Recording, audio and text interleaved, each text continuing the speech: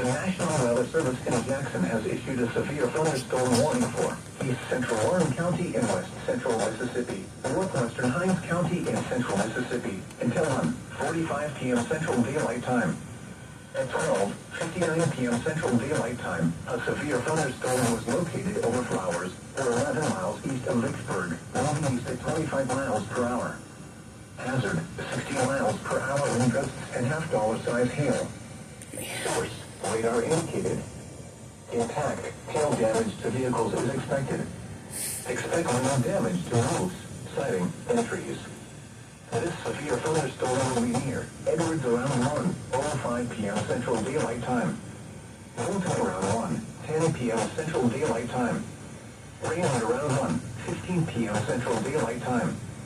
Brownsville around 1:20 p.m. Central Daylight Time.